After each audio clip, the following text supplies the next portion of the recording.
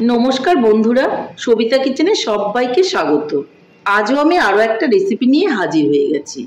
आज आमी बानाबो एचोर, निरामिष एचोर। एकटू पेঁয়াজ एखाने दिয়েছি, कोनो रकम माछ बा मेटे आमी एखाने देইনি।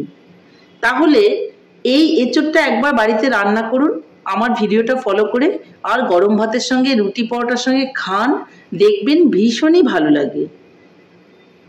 তাহলে এই এচোরটা আমি কি করে বানালাম সেটাই দেখে নেওয়া যাক।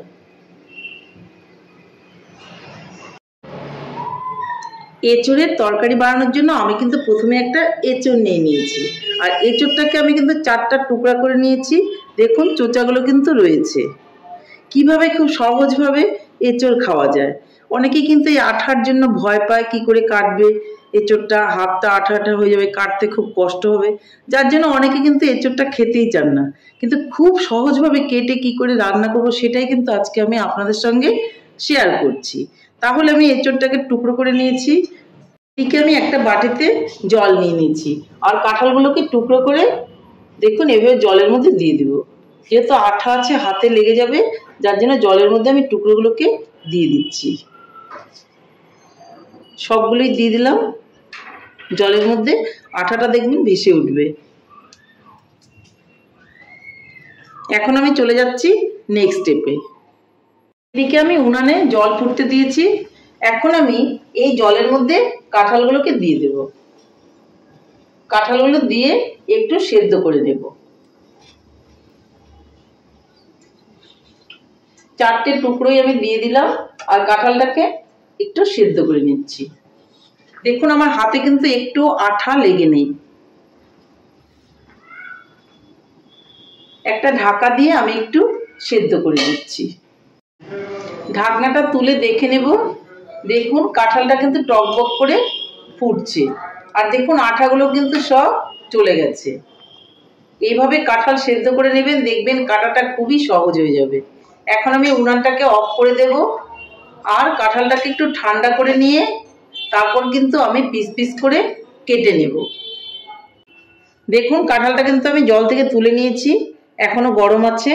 একটু ঠান্ডা হলে আমি কেটে দেখাচ্ছি। কাঁঠালটাকে এখন আমি কেটে নেব। কাঁঠালটা কিন্তু ঠান্ডা হয়ে গেছে।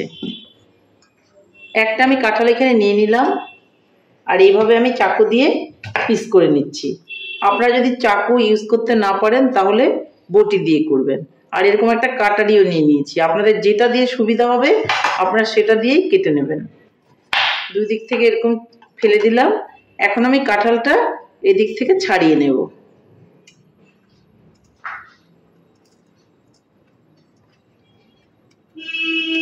এইভাবে আপনারা কাটারি দিয়েও কাটতে পারেন। আবার আমি দেখাচ্ছি চাকু দিয়ে কিভাবে কাটবেন। এই যে দেখুন, চাকু দিয়ে কিন্তু বেশি সুবিধা হবে। এইভাবে কেটে কেটে ফেলে দেবেন।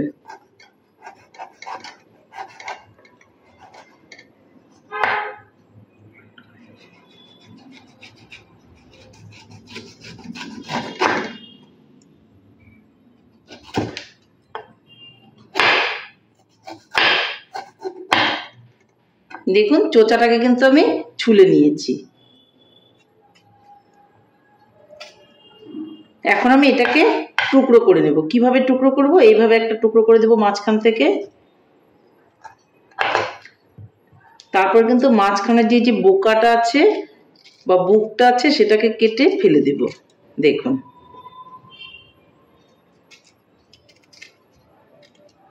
কাঁঠালটা কাটা কিন্তু ভীষণই সহজ হয়ে গেল। দেখুন এখন এটাকে আমি আমার পছন্দ মতো সাইজে পিস করে নেব। দেখুন ভীষণ কচি। এই যে আমার কাঁঠালটা কিন্তু কাটা হয়ে গেল।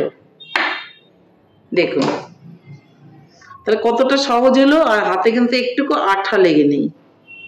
তা আপনারা এইভাবে কাঁঠালগুলো কাটুন। আমি এইভাবে করে সবগুলো কাঁঠালে কিন্তু তাহলে কেটে নিচ্ছি। দেখুন কাঁঠালটা কিন্তু আমি সবগুলোই কেটে নিয়েছি। একটুও কিন্তু আমার হাতে আঠা লাগছে না। এখন আমি কাঁঠালটাকে খুব ভালো করে আরেকটু ধুয়ে নেব। তারপরে চলে যাব আমি উনানের দিকে। এদিকে উনানে একটা কড়াই বসিয়ে তাতে আমি তেল দিয়ে দিচ্ছি। এদিকে আমি টমেটো, আদা আর কাঁচা লঙ্কাটা খুব ভালো করে পেস্ট করে নেব। এদিকে তেলটা আমার গরম হয়ে গেছে, আমি এখন এর মধ্যে আলুগুলোকে ভেজে নেব।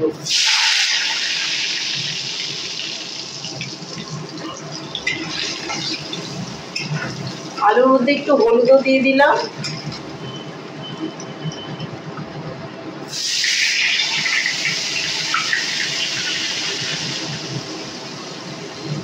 আর দিয়ে দেবো একটু লবণ।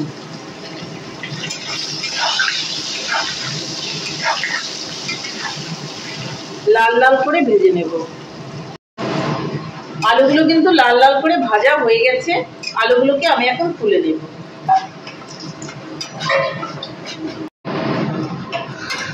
এখন আমি ওই তেলের মধ্যেই দিয়ে দিব শুকনো লঙ্কা আর দিয়ে দেব একটু গোটা জিরে।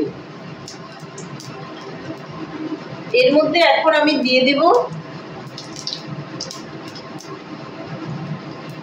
কাঁচা পেঁয়াজ।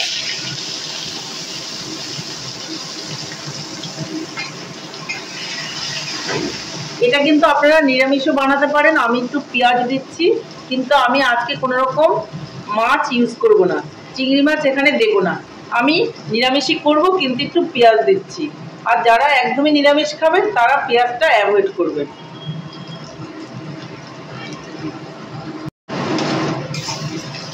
পেঁয়াজটা দেখুন খুব সুন্দর করে আমি কিন্তু ভেজে নিচ্ছি।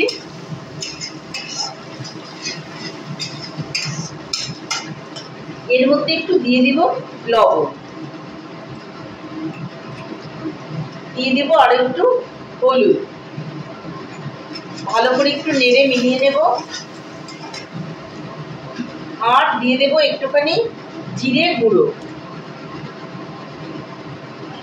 এটাকেও ভালো করে নেড়ে নেব। আমি যে টমেটো, আদা আর লঙ্কার পেস্ট করে রেখেছিলাম সেটা এখন দিয়ে দেব।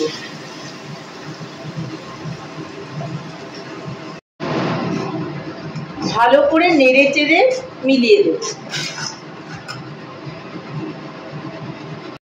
মশলাটাকে আমি খুব ভালো করে কিন্তু ভেজে নেব।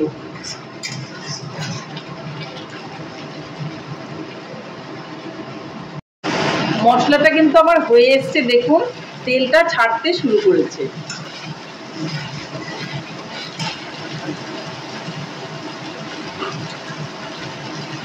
এই সময়ে আমি কাঁঠালটা যে কেটে রেখেছিলাম সেটাকে দিয়ে দেব,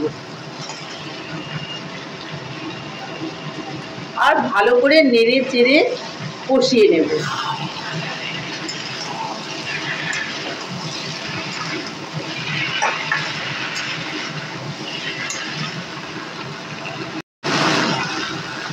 এখন আমি দিয়ে দেব একটু কাশ্মীরি লঙ্কা গুঁড়ো, কালারটা খুবই ভালো হবে।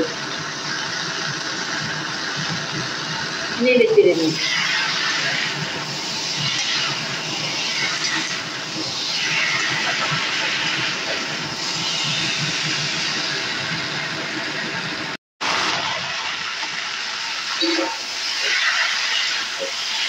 কাঁঠালটাকে খুব ভালো করে কিন্তু আমাকে কষিয়ে নিতে হবে। এই সময়ে আমি কিন্তু আলুটা যে ভেজে রেখেছিলাম সেই আলুগুলোকে দিয়ে দেব, এটাও ভালো করে নেড়ে নেব।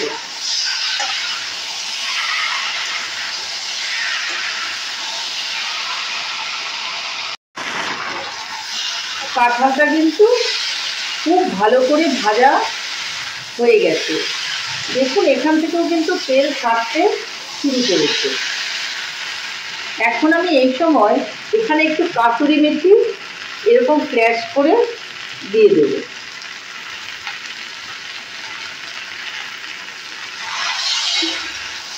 এটাও কিন্তু একটু ভালো করে নেড়ে চেড়ে নেব।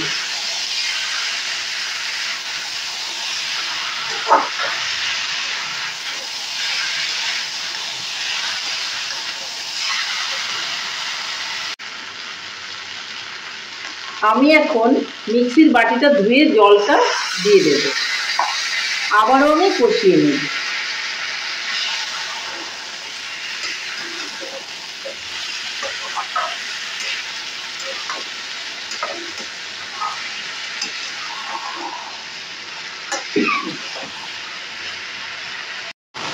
কাঁঠালটা কিন্তু খুব ভালো করে কষানো হয়ে গেছে। এখন এর মধ্যে আমি কিন্তু জল দিয়ে দেব। অবশ্যই কিন্তু গরম জল দিতে হবে। এতটা জল দিলেই কিন্তু আমার হয়ে যাবে। এখন একটা ঢাকা দিয়ে আঁচটা কমিয়ে বসিয়ে রাখবো। ঢাকনাটা আমি এখন তুলে নেব।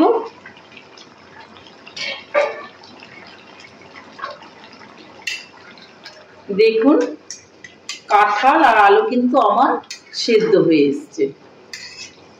একটু আমি দেখে নিচ্ছি। কাঁঠালটাও একদমই সেদ্ধ হয়ে গেছে, আর একটা আলুও দেখে নিচ্ছি, আলুটাও একদমই সেদ্ধ হয়ে গেছে।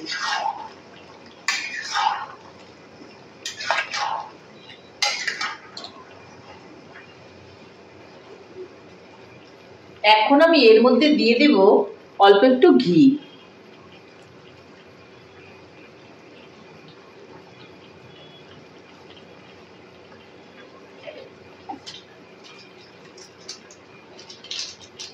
আর দিয়ে দেব একটু গরম মশলা।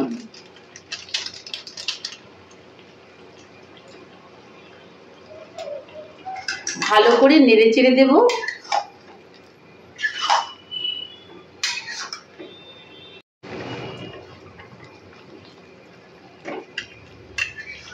ঘি আর গরম মশলা দেওয়ার পর আমি একটুখানি আলতো হাতে নেড়ে নেব। নেড়ে আমি একটা ঢাকনা দিয়ে 2-3 মিনিট রেখে দেব। 2-3 মিনিট হয়ে গেছে। এখন আমি এই এঁচোড়ের তরকারি বা কাঁঠালের তরকারি বলতে পারেন, সেটাকে নামিয়ে নেব। খুব সুন্দর একটা ফ্লেভার বের হয়েছে, আর দেখতেও খুব সুন্দর হয়েছে, খেতেও খুব ভালো হবে। তাহলে আমি নামিয়ে নিচ্ছি। তাহলে বন্ধুরা, ফাইনালি আমার কাঁঠালের তরকারি বা এঁচোড় একদম কমপ্লিট হয়ে গেছে। তাহলে বন্ধুরা, আমার রেসিপিটা কেমন হয়েছে? আমার রেসিপিটা যদি আপনাদের ভালো লাগে তাহলে লাইক, শেয়ার, কমেন্ট করতে ভুলবেন না। আর আপনি যদি আমার চ্যানেলের নতুন বন্ধু হয়ে থাকেন তাহলে চ্যানেলটা সাবস্ক্রাইব করার অনুরোধ রইল। পাশে থাকা বেল আইকনটি প্রেস করে রাখুন আমার নিত্য নতুন রেসিপির আপডেট পেতে। তাহলে আর দেরি কেন, ঝটপট এভাবে বানিয়ে ফেলুন এঁচোড়, আর সবাই মিলে খান, দেখবেন ভীষণই ভালো লাগবে। আমি কিন্তু এটার মধ্যে কোনো রকম চিংড়ি মাছ দেইনি, নিরামিষ বানিয়েছি। নিরামিষ বললে একটু ভুল হবে, একটু পেঁয়াজ আমি দিয়েছি। তাহলে নমস্কার, ভালো থাকবেন, সুস্থ থাকবেন। আবার দেখা হবে আরও একটা রেসিপির সঙ্গে।